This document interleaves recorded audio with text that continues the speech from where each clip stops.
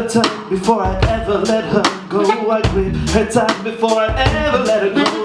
Grip her tight before I ever let her go. We've been childhood friends for as long as I can remember. We grew up playing cops and robbers, chasing each other down school hallways and playgrounds, but never out of reach, never out of touch. I'd always grip her tight before I ever let her go.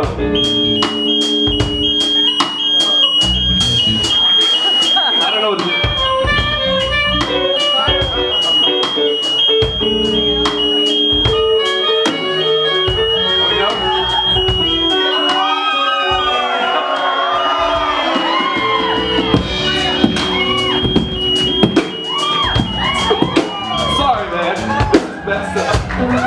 You're on fire!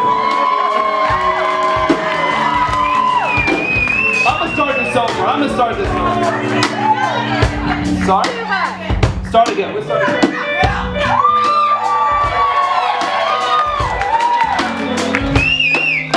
I grip her tight before I ever let her go. I grip her tight before I ever let her go.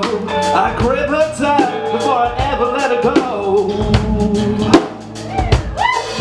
We have been childhood friends for as long as I can remember. We grew up playing cops and robbers, chasing each other down school hallways and playgrounds, but never out of reach, never out of touch. I would always grip her tight before I'd ever let her go. She sat next to me in classrooms. We gripped pencils together and drew pictures of Batman and the Joker, SWAT cats and the Ninja Turtles. We engineered next generation jumbo jets that could fly at 4 times the speed of sound. We gripped pens together and wrote poetry. We made up stories of war and desolation and imagined how we could find love in the middle of ruins and hope to hold on to. I held onto her hand. I gripped her tight before I'd ever let her go. I gripped her tight before I'd ever let her go. I gripped her tight before I'd ever let her go. And when she sang to me, I fell in love.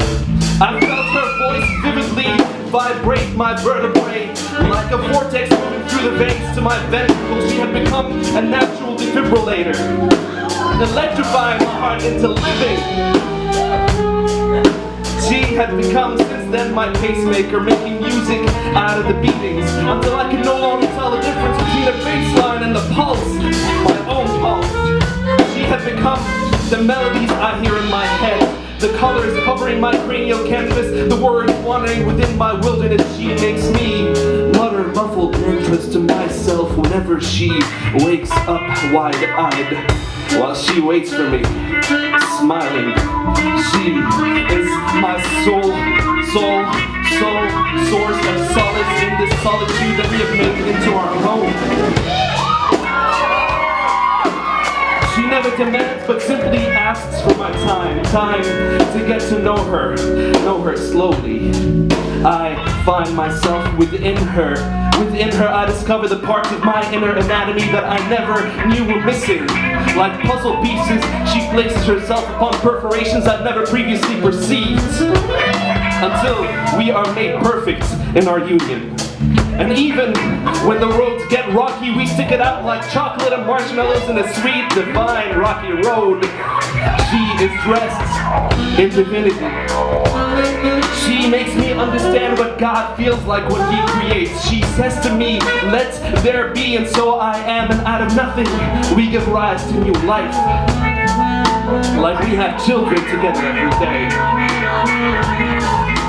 Her essence in me exists as the work of our hands, as my blood mixes with the ink from her pen, and we write stories of war and desolations and search for love in the middle of ruins and hope to hold on to, as the graphite from the tip of her pencil realigns itself onto a page in the shape of diamonds and symbolizes true leaves of dark nights, as my fingers strike her strings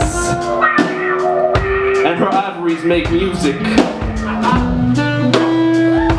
With her ivories make music, we engineer and use sound for the next generation. While we don't always find the answers we seek, she never tires of hearing me ask.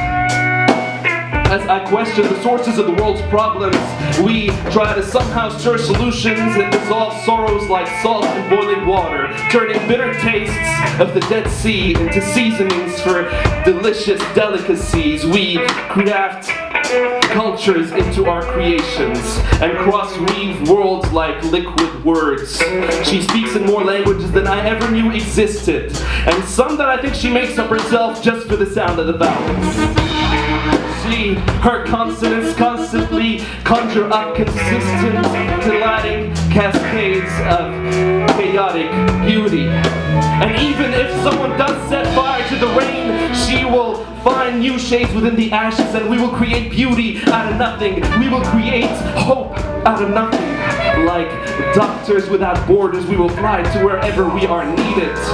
When the diseased bleed and dream of a healing, we will be there to turn their broken pieces back into their masterpieces, with scars of experience like a resurrected Jesus. But I'm not playing God here.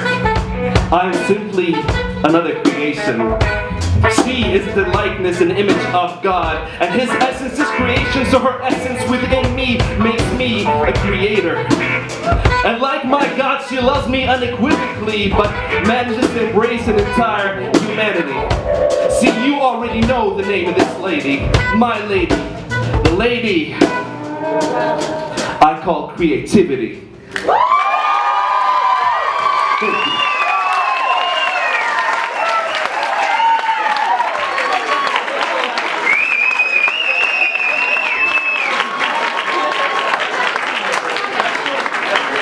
Thank you very much. We're doing a little